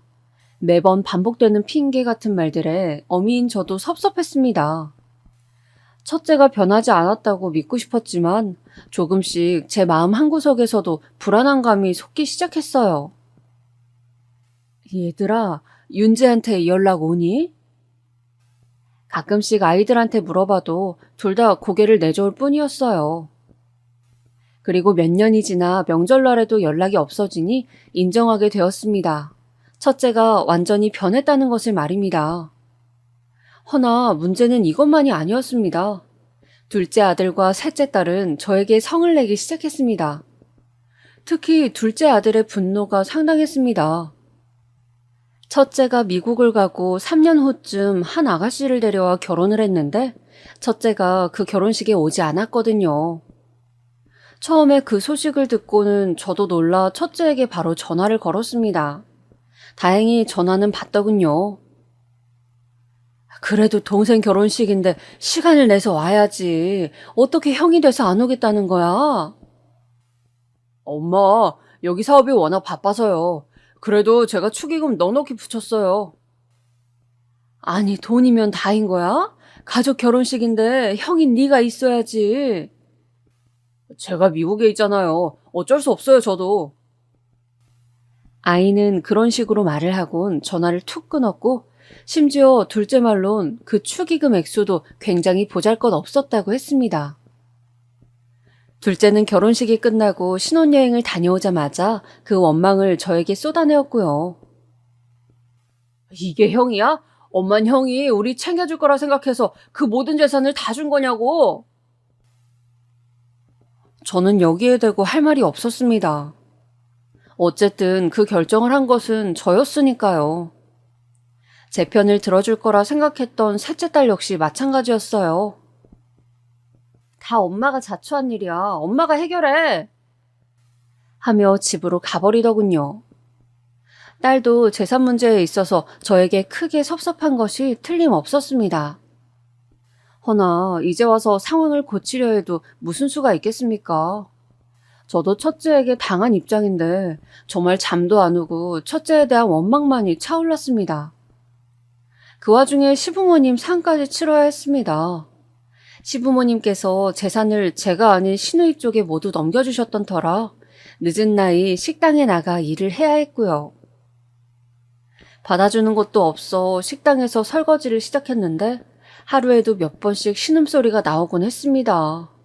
잠을 자다가도 몸이 아파 깨곤 했고요. 어떻게든 살아보겠다고 한 일이었지만 고된 시집살이가 끝나니 이젠 또 다른 고생길이 열리는구나 싶었습니다. 거기다 아이들은 이제 더는 저를 보고 싶어 하지도 않았어요. 제 생일날에도 찾아오지 않고 이대로 연을 끊기라도 할 작정인지 어쩌다 명절날 한번 찾아와도 밥 한 끼 먹고는 그냥 가더라고요. 엄마가 미안하다. 내가 잘못했다. 그러니 마음 풀어다오. 언젠가는 애들을 불러놓고 이렇게 빌기도 했지만 둘 다 쎄한 반응이었어요.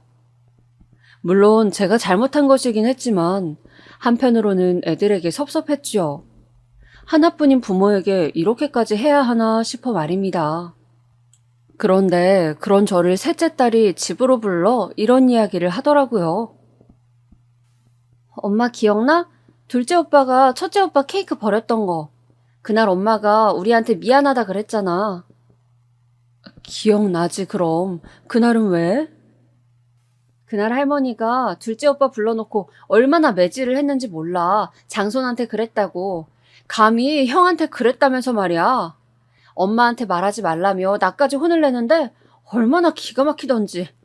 그런 일들이 어린 시절에 너무 많았어. 모래알같이 너무 많아서 헤아릴 수가 없을 정도라고.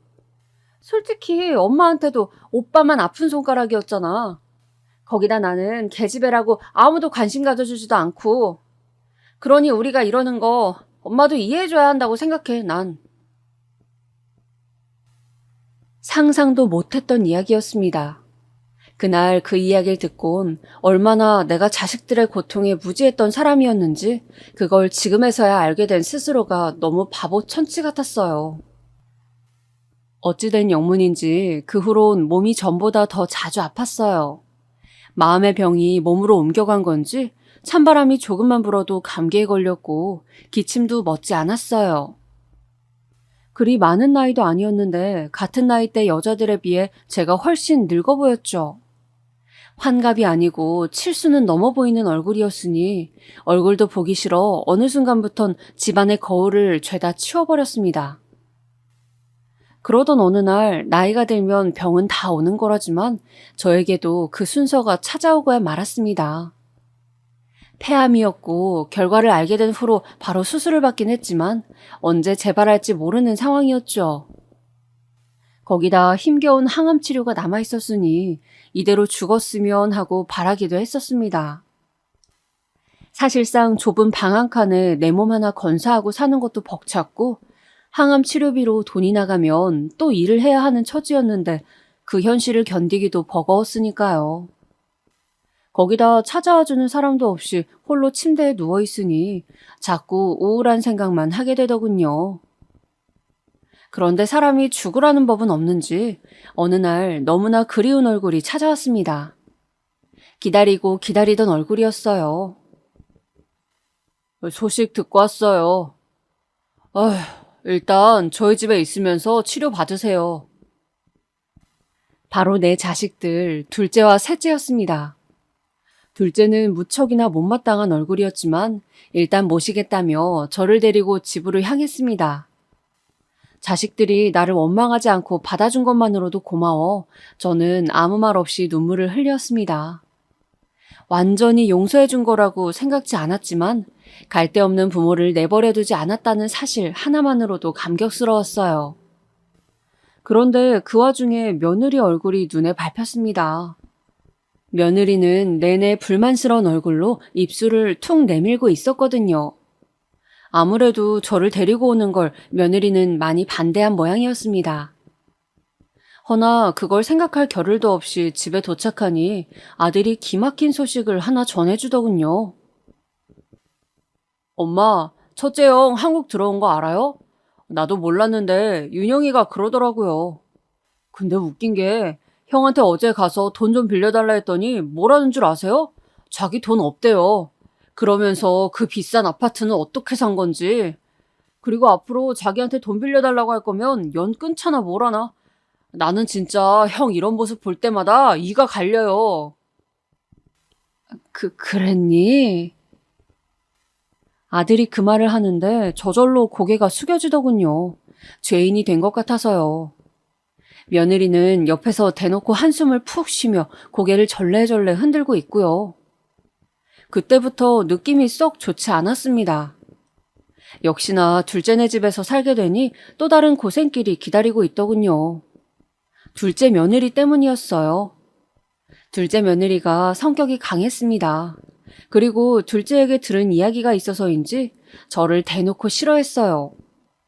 처음에는 제가 항암 치료로 힘들어하니 별 얘기를 못했지만 몸이 좀 나아지자 이것저것 부탁하기 시작했습니다. 어머니, 저 오늘 잠깐 일 나가봐야 하니까 저녁 좀 만들어 놔주세요. 그러실 수 있죠? 그래. 언제 돌아올 거니? 그것까지 알아서 뭐 하시게요. 몰라요. 저녁 늦게나 되어서 와요. 둘째 며느리는 둘째가 차린 회사에서 같이 일을 하고 있었는데 아이를 안 낳고 둘끼리만 살고 있었습니다. 저야 당연히 손주가 하나라도 있는 게 좋았지만 나에게 원망 많은 자식이 그런 선택을 하겠다는데 반대할 수도 없었죠. 아무쪼록 처음에 저녁 차려달라 부탁했을 땐 내 손으로 지은 밥 아들이 먹고 며느리가 먹는다는데 최대한 잘해주고 싶었어요. 힘든 몸 이끌고도 이것저것 반찬을 만들고 국찌개 끓여서 꼭 상에 내어놓고 그랬어요. 근데 어느 순간부터는 며느리 부탁이 무리하게 늘어가더군요. 제가 감당치 못할 정도로 말입니다. 어머님, 빨래는 하셨죠? 빨래 꼭 하셔야 해요. 지금 해야 내일 마르니까요. 그리고 밥 드시면 설거지 꼭 하시고요. 몸이 다 나은 것도 아닌데 모든 집안일을 저에게 맡기니 퍽 힘들었습니다. 그래서 언젠가는 아가야, 빨래 정도는 네가 해줄 수 있니? 내가 아직 움직이는 게 불편해서. 라고 하니 말은 없었지만 기분 나쁜 내색을 보이며 회사로 출근하더군요. 그 뒤로부턴 부탁하는 것조차 눈치가 보였습니다. 그리고 둘째 애들 회사가 어려워지면서 아이들의 짜증이 더 심해져 갔습니다. 일이 많은 건 상관없었지만 더 힘들고 괴로웠던 건 둘째 며느리와 아들의 태도였어요. 어느 날 맛있게 저녁을 차려 내놓았는데 둘째 며느리가 코를 쥐어싸며 들어오더군요. 이게 도대체 무슨 냄새예요? 어머니, 청국장을 끓이실 거면 창문이라도 열어놓으셔야죠. 아유, 냄새 정말. 많이 심하니? 나는 그냥 너희가 청국장을 좋아한다고 해서. 어머니도 참 기어이 일을 버리신다니까. 다음부턴 청국장 끓이지 마세요. 다른 것도 저희 잘 먹으니까. 그래, 알았다. 미안하다. 나 잠시 슈퍼 다녀오마. 아들도 저를 한심하게 보는데 순간 너무 비참해지더군요. 아들 며느리 먹이겠다고 열심히 끓인 게 후회가 되면서 괜스레 내가 왜 여기서 이러고 있나 싶었어요. 눈물이 나올 것 같아 그날은 영하의 날씨였지만 얼른 잠바를 걸치고 나와 오갈 데 없는 거리를 정처 없이 방황했습니다. 셋째 딸에게 전화라도 해볼까 싶었지만 반기지도 않을 것 같아 그냥 공원 벤치에서 몸을 웅크리고 추위에 떨다 돌아왔죠. 여기서 끝이 아니었어요. 아이들이 회사 사정이 어려워지면서 생활비를 팍 줄여야겠다, 어째야겠다, 저들끼리 이야기를 나누더니 그러더라고요. 어머니, 앞으로 야채 사는 거 마트 말고 재래시장 이용하세요. 여기서 버스 타고 가면 있으니까. 아시겠죠? 저희 지금 무지 빠듯해요. 재래시장을? 거긴 멀지 않니?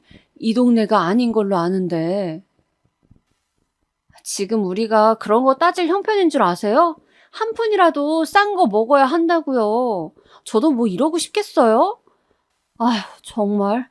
그리고 돈도 돈이지만 재래시장 물건이 훨씬 싱싱하고 좋아요. 이렇게 우리 마음을 몰라주신다니까, 여보. 엄마, 이 사람 말 들으세요. 재래시장이 싸요. 거기 걸로 음식 해주세요. 사실 재래시장 왕복 1시간 반은 걸리는 거리였고 아무리 버스 타고 다니는 거리였지만 그 짐을 다 들고 다니기엔 저도 힘에 부쳤습니다.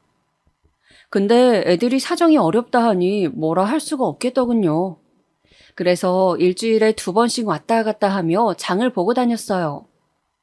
확실히 몸이 안 좋은 상태라 그런지 집 앞 계단을 오르자마자 숨이 가빠오는데 그걸 보던 경비 아저씨가 안쓰럽다며 아유, 바로 5분 거리에 마트 이용하지 하며 짐을 들어주더라고요. 그래도 둘째가 형편 나아질 때까지만 재래시장을 이용하면 된다 했기에 그 시기를 꼭 참았습니다. 그러던 어느 날이었어요. 아침에 어머니, 저 오늘 배추전이랑 호박전 먹고 싶으니까 해놔주세요. 라고 둘째 며느리가 부탁하더군요. 원래 하려던 먹거리가 있었는데 며느리가 부탁을 하니 시장에 가야 했습니다. 근데 전날 먹은 게 체했던 건지 재래시장으로 가려는데 배가 너무 아프더라고요. 오늘 저녁거리를 만들려면 사긴 사야 하는데 도저히 무리였습니다. 그래서 고민하는데 옆집 아줌마가 마트 야채도 싸다며 거기 걸 사라고 하더라고요. 그 말에 저는 오랜만에 마트에서 편하게 장을 보고 집으로 돌아왔습니다. 그리고 요리를 하고 있던 찰나 아이들이 평소보다 일찍 도착했어요. 그때 일이 벌어졌죠. 둘째 며느리가 식탁에 있던 영수증을 발견하고는 냅다 소리를 지르더군요. 어머니, 장난하세요? 지금 마트 이용하신 거예요? 아유, 그게 말이다. 내가 배가 아파서 원래는 나도 시장 가려 했지. 근데 상황이 안 됐다. 미안하다. 오늘은 네가 이해 좀 해다오. 고작 배 아프시단 이유로 마트를 가셨다고요? 우리는 쇠가 빠지게 일을 하고 왔는데 어머니는 몸 편하게요? 도대체 머리는 왜 들고 다니세요? 힘들게 일하는 가족 생각 안 하세요? 얘야, 아무리 그래도 말이 너무 심하지 않니? 뭐가 심해요? 자식한테 버림받지 않고 데리고 살아주면 고마운 줄 알아야지. 어딜 돈을 싸지르고 다녀요? 너무나 충격적이었습니다. 내가 첫째에게 재산 준 벌이 이렇게 큰 것이었나 하는 생각이 들며 눈물이 떨어지는데 둘째는 그걸 보면서도 가만히 있더라고요. 며느리는 계속해서 고함을 지르고요. 결국 어쩔 수 없이 둘째네를 뛰쳐나와야 했습니다. 그리고 셋째 딸 집으로 향했어요. 제가 알고 있는 유일한 주소지가 거기였으니까요. 딸은 절 보더니 조금 놀란 얼굴로 엄마 여긴 웬일이에요 하고 묻더군요.